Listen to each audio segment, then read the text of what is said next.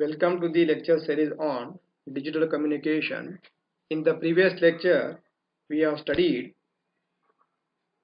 M-array PSK, that is generation and detection of M-array PSK, and also generation and detection of M-array QAM. In the today's lecture, we are going to study generation and detection of coherent binary frequency shift keying signal. Basically, this binary frequency shift keying technique is called as a non-linear digital modulation technique. The reason is that in this technique, the amplitude of the modulated transmitted signal SI of t does not vary linearly with the modulating signal M of t.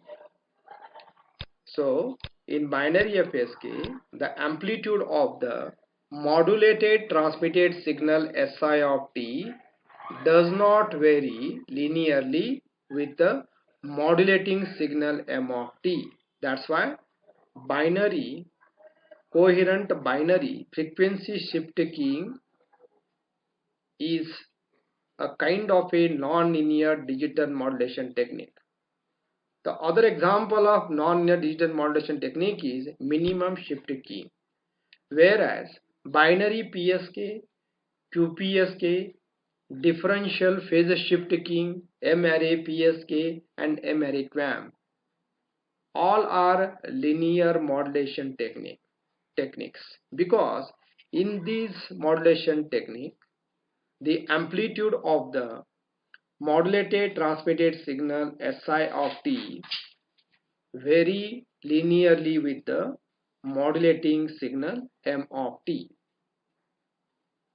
While studying binary PSK, we have taken a simple case of number of message signal equal to 2, that is M equal to 2. Similarly, here also we are going to study coherent binary frequency shift keying for simple case that is for M equal to 2. In binary PSK, symbol 1 and symbol 0 are distinguished from each other by transmitting one of two sinusoidal waves that differ in frequency by a fixed amount. So the way we use two different phases to represent symbol 1 and symbol 0 in binary PSK, in case of binary PSK, we use two distinct frequencies, two distinct carrier frequencies we are using to represent the binary symbol 1 and 0. A typical pair of sinusoidal waves in case of binary FSK is described by SI of t equals to square root of 2 EB by TB cos of 2 pi Fi of t, where t has the range from 0 to TB, where this particular signal SI of t has 0 value elsewhere. This particular equation is called as Sundi's FSK. Sundi is a name of you can say a scientist. So this particular equation is also called as Sundi's frequency shift keying signal. In this particular expression, EB represents the transmitted signal energy per symbol. TB is called as a bit duration or symbol interval, where this Fi takes two values F1 and F2, and they are determined by this equation NC plus 1 by TB, where NC is a fixed integer, TB is called as a bit duration, and usually I takes the value 1 comma 2 because there are two message signals, that's why I is also 2, that is 1 comma 2. These two symbols are represented by the two sinusoidal waves. One is S1 of t equal to square root of 2 EB by TB cos of 2 pi F1 of t. This particular sinusoidal wave represent symbol 1 and S2 of t equal to square root of 2 EB by TB cos of 2 pi F2 t. This particular sinusoidal wave represents symbol 0. Okay. Binary FSK signal is also called, it is basically a continuous phase signal. Binary FSK signal is called as a continuous phase signal. Okay. We'll see that what is the meaning of continuous phase signal afterwards. The two signals given in equation 3, that is S1 of 2 and S2 of t, are orthogonal but are not normalized to have unit energy. That is, here EB is not equal to 1. Okay. In order to represent symbol 1 and 0, basically in order to represent symbol 1 and 0, or in order to represent the two sinusoidal signals S1 of t and S2 of t, we use two orthonormal basis functions, that is phi 1 of t and phi 2 of t, where this phi 1 of t is given by square root of 2 by t cos of 2 pi f1 of t, and phi 2 of t equal to square root of 2 by t is basically tb. It is tb is also db square root of 2 by tb cos of 2 pi f2t. Okay, these are two basis functions are basically derived from these two equations by setting the transmitted energy per symbol equal to 1. So if you set EB equal to 1, or if you normalize these two equations, basically we get two basis functions. In order to draw the signal constellation diagram, now it is necessary to determine the coefficients of the signal S1 of t and S2 of t. Okay, what is basically S1? We write S1 of t. How we write S1 of t? Basically we write S1 of t as S11 phi 1 of t, okay, plus S12 into phi 2 of t. Okay, similarly we'll write S2 of t in terms of its coefficients or terms of basis function. These are called basis function as S21 into phi 1 of t plus S22 into phi 2 of t. In order to draw the signal constellation diagram, which basically represents the peak values of these signals S1 of t and S2 of t with respect to the basis function, it is necessary to determine the coefficients S11, S12 of signal S1 of t. Similarly, S21 and S22, these are the coefficients of the signal S2 of t. We need to determine this. So in order to determine these two or determine these four coefficients, basically we use these formulas, that is Sij is equals to integration over t equal to 0 to t equal to tb of Si of t into phi j of t dt, where I takes the value as 1 comma 2 and j takes the value as 1 comma 2. So here we know that if you put I equal to 1, basically, then in that case we'll get I equal to 1 and j equal to 1. Basically we'll get the coefficients of coefficient S11 over the interval t equal to 0 to tb. We know that what is S1 of t? S1 of t, we know that it is nothing but this. S1 of t equal to square root of 2eb by tb cos of 2 pi f1 of t. Okay, and we know what is, suppose you put j equal to 1, is going to become phi 1. We know what is phi 1, square root of 2 by t cos of 2 pi f1 t. So if you substitute the values of this S1 of t and phi 1 of t over the interval t equal to 0 to tb, and if you integrate, then we'll get a coefficient of S11. So by putting the value of this and by applying the principle of orthogonality, you'll know that the here basically we need to apply the principle of the orthogonality. So by putting the values of S1 of t and S2 of t, and if you solve this, you'll come to know that you will get a value of S11 equal to square root of EB. S11 is equal to square root of EB. So you need to solve this integration. Similarly, if you for j equal to 2 and I equal to 2, from the equation, suppose if I want to calculate the coefficient s22, then I equal to 2 and j equal to 2. Okay, then you are going to substitute the value of s2 of t equal to square root of 2 eb by tb cos of 2 pi f2t, and phi 2 of t equal to square root of 2 by tb cos of 2 pi f2t. And if you integrate over t equal to 0 to tb with respect to dt, in this case also you will come to know that s22 is also equal to square root of eb. So s11 will get is square root of eb, and s22 also equal to square root of eb, where the other coefficients, that is s12 of signal s1 of t, results in 0 because of the orthogonality principle.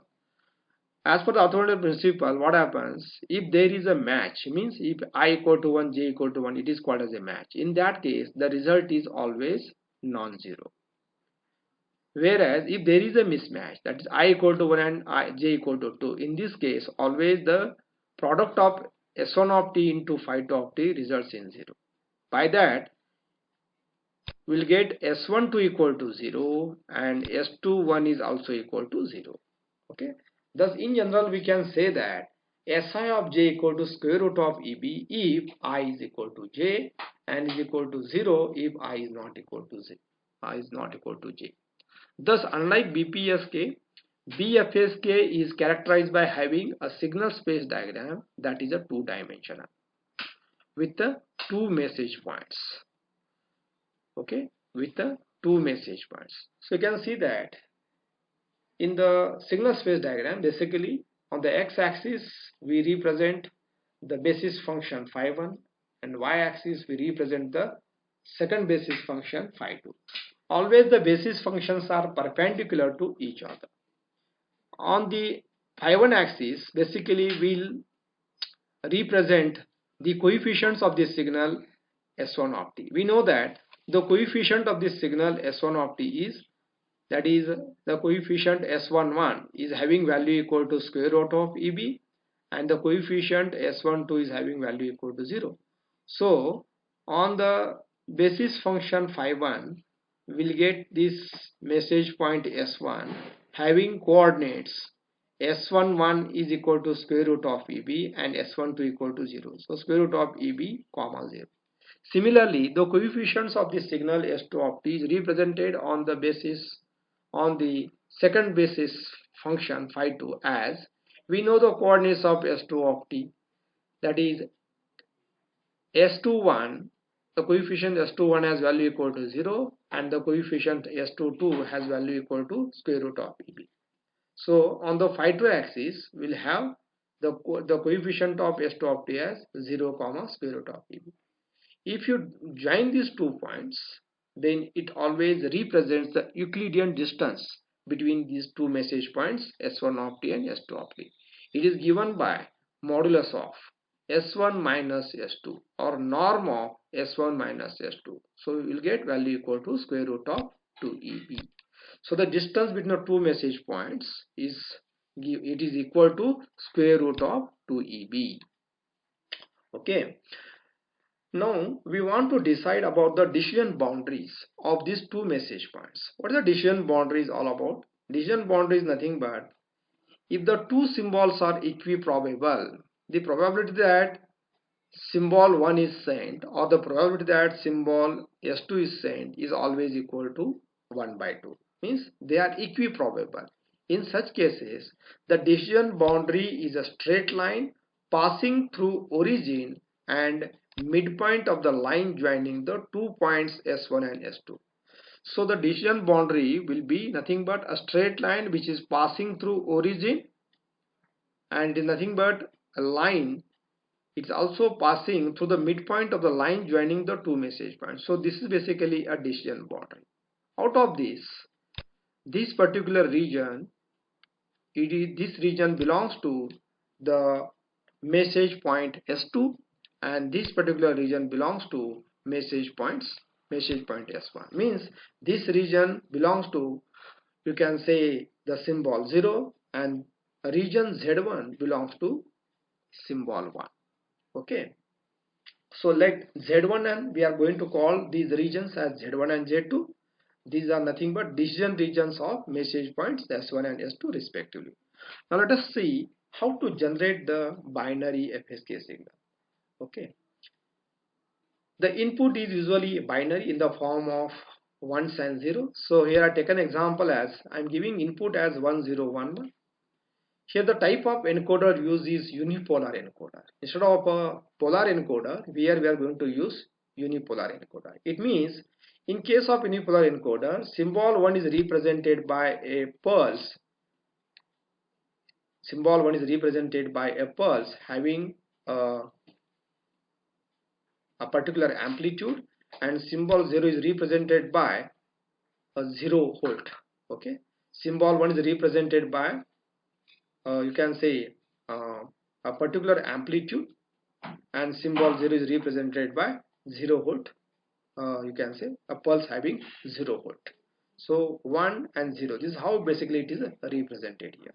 Okay, so symbol 1 is represented by positive pulse, and symbol 0 is represented by, you can say symbol 0 is represented by no pulse, that is amplitude is 0 volts. Okay, so the output of the unipolar encoder, it is now supplied to the two modulators. Okay, these are nothing but a simple modulator which performs the process of, you can say the what can say, it is uh, performs the process of modulation. So this particular modulator is supplied with locally generated, you can say the basis functions phi1 of t, and here other modulator which is supplied with the other basis function phi2 of t. So the output of this modulator will be like this. So when the phi1 of t get multiplied with the output of the encoder, where the output of the encoder in this case is like this: 1 is represented by a positive pulse, 0 is represented by no pulse, again 1 is represented by positive pulse, again next one is represented by positive pulse. So what will happen? The product of this phi1 of t with this results in what? For this presence of the pulse, let me say there is a one frequency will be generated at the output of the modulator, where the for 0 pulse, for symbol 0, that is no pulse, what will happen? There is no output at the output of this modulator, so 0. Again 1 is represented by, let me say, frequency f1. Frequency f1 we are using to represent, you can say, symbol 1. Again next is symbol 1, so it is represented by, you can say, the frequency f1. So the output of this modulator will be like this: frequency f1 is present at the output, then for no pulse, no output, the output of the modulator will be 0. Again for the next positive pulse, again the carrier frequency f1, again for the next one the carrier frequency f1.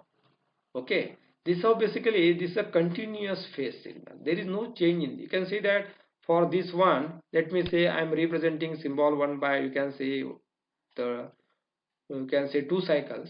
Then symbol for the next symbol 1 also I am going to represent symbol 1 by 2 cycles. So continuous phase, that's why FSK signal is called as a continuous phase signal.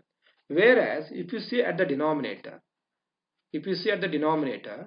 initially the output of the encoder is supplied to the inverter. So what the inverter will do is that it is going to change uh, the nature of the encoder output. It means encoder output in the previous case it was like that. In this case what will happen, the input to this modulator will be, initially it is 1, so after inversion it is going to become no pulse.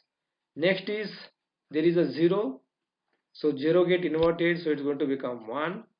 Okay, again the next is 1 and 1, so for that no pulse, again for the next one is no pulse.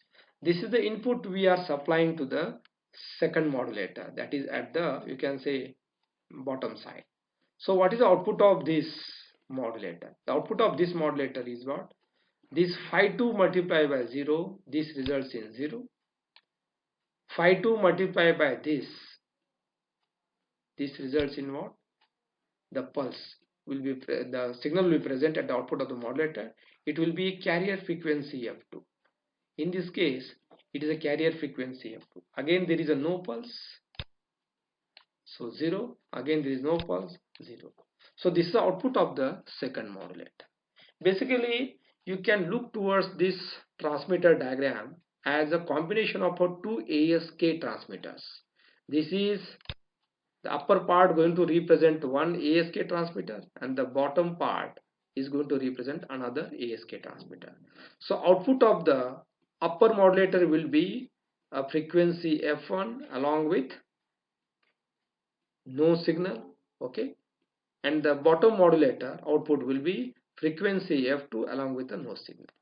Now when you supply these two signals which contains frequency f1 and f2, the output of the FSK signal will be, symbol 1 is represented by, say, let me say frequency f1 having 2 cycles, okay.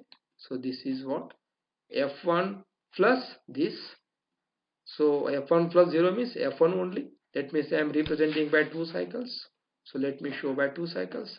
The next bit is 0. 0 is represented by f2.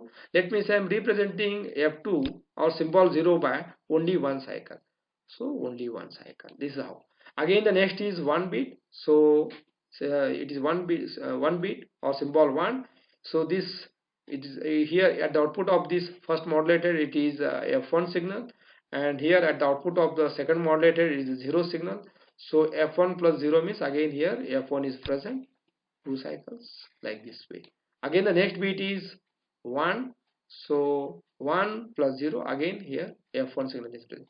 This is how the output of this generator or transmitter will be a binary, coherent binary phase shift keying signal, where symbol 1 is represented by carrier frequency f1, symbol 0 is represented by carrier signal f2, okay. Now let us see how to detect the binary FSK signal, okay. Once the signal get transmitted by the transmitting antenna and it get received at the receiving end, we know that along with the original signal S of t, always noise is present with the original signal, where S of t, it may be S1 of t or it may be S2 of t. As we know that S1 of t is nothing but it is representing symbol 1, and S2 of t represent symbol 0, okay. So x of t, why I am calling x of t, because along with S of t, noise is also present in that. As it is a we are studying coherent binary FSK signal, at the receiver we use two basis functions which are locally generated. So these basis function takes the same carrier phase reference which is used at the transmitter, okay. So once this, let me say for example, if S1 of t is received and if S1 of t is supplied to the correlator, then the output of this correlator will be, let me say, observed vector x1. This observed vector x1 is nothing but it is a product of x of t into phi 1 of t, okay. Once the signal is get received at the receiving end, it is going to become x of t, because along with s of t, noise is present. S of t may be S1 of t or it may be S2 of t. At a time we are transmitting either symbol 1 or we are transmitting symbol 0. Let me say we are transmitting symbol 1. Suppose S1 of t is received. In that case what will happen? The output of this correlator will be observation vector x1. This observation vector x1 is given by product of x of t into phi 1 of t dt over the interval 0 to tb. What is x of t? Let me say for example, x of t, let me say for example, it is s1 of t. What is s1 of t? We know that.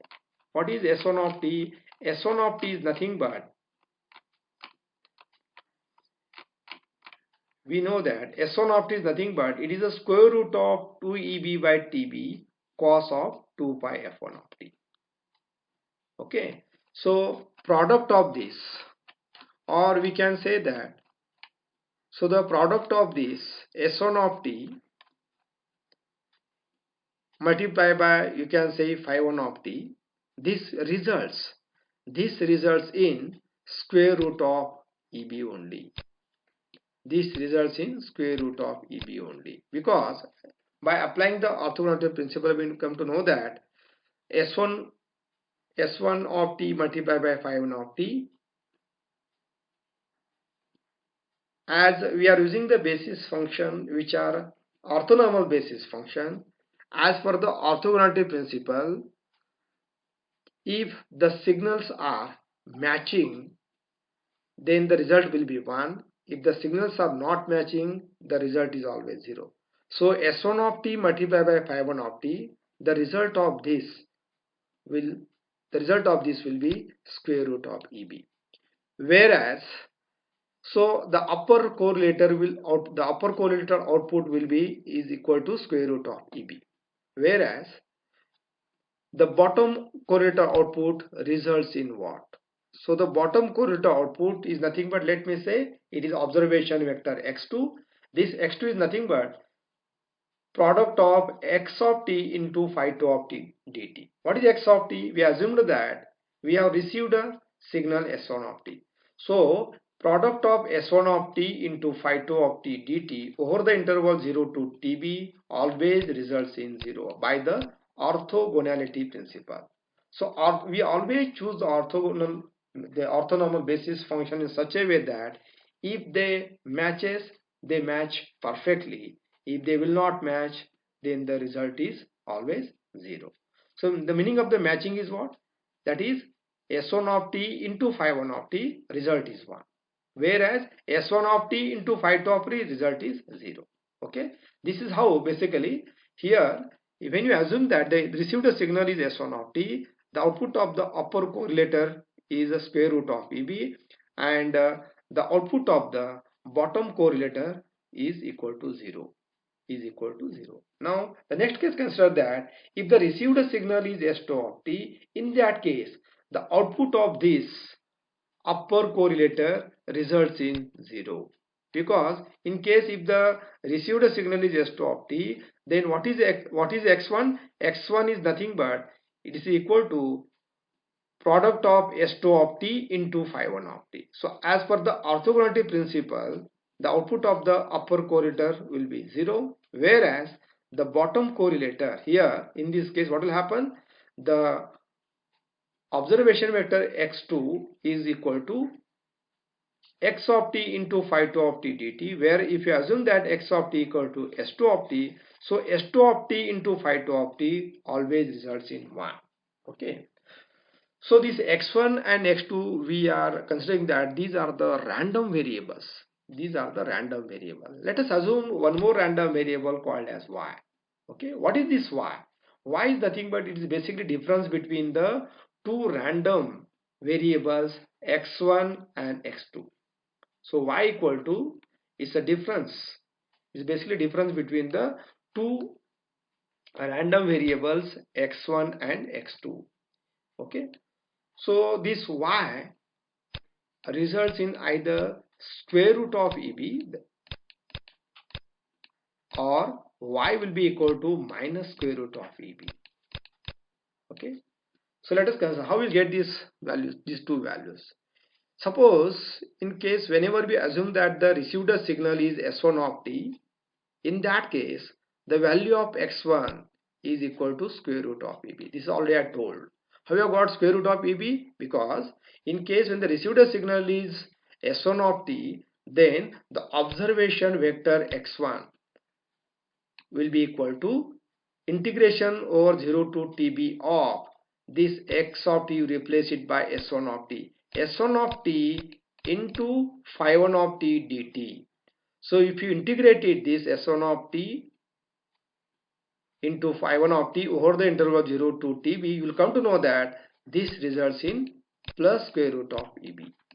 Okay, So when I assume that the received signal is S1 of t, in that case the observation vector x1 is equal to square root of EB, whereas observation x2 results in 0. That's why y equal to x1 minus x2. In case when the received signal is S1 of t, the result is square root of EB. Observation vector x1 has the expected value is equal to square root of EB, and the expected value of observation vector x2 is 0. Therefore the result is what? Square root of EB.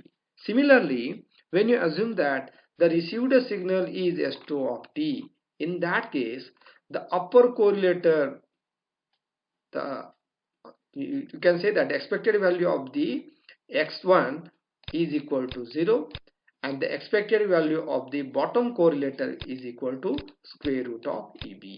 Okay, this is because matching S2 of t into phi 2 of t always results in what? Square root of EB. By that, in this case what will happen? Y will be equal to, in the second case when you assume that the received signal is S2 of t, the expected value of random variable x1 is equal to 0, whereas expected value of random variable x2 results in what? Minus square root of EB. Okay, so what will happen? 0 minus square root of EB means what? Minus EB. Okay, therefore the random variable y has two values, either it is a positive square root of EB or minus square root of EB. Okay, so now this value is supplied to the decision device. This value is supplied to the decision device. This decision device is set with a threshold value equal to 0. If the random variable y has value greater than 0, then the receiver will text the decision in favor of symbol 1. If the random variable y has value less than 0, then the receiver takes the decision in favor of symbol 0. In case when we assume that symbol S1 of t is received or symbol 1 is received, in that case y is always greater than 0, means y is greater than square root of EB. We know that y equal to square root of EB, in which case whenever we assume that the symbol or signal S1 of t is received, means symbol 1 is received or symbol 1 is transmitted. Whenever symbol 1 is transmitted, the random variable y has value always equal to positive square root of EB, which is greater than 0. That's why in such case the receiver takes the decision in favor of symbol 1, whereas whenever the random variable y has value equal to minus square root of EB, that is, this happens whenever the received signal is S2 of t. S2 of t basically represents what? Symbol 0. As it is a minus square root of EB, means it is a less than 0. That's why in such case what will happen? Y is less than 0, so the receiver takes the decision in favor of symbol 0. This is how the binary, we can say, the binary sequences get received or binary sequences detected at the output of the receiver.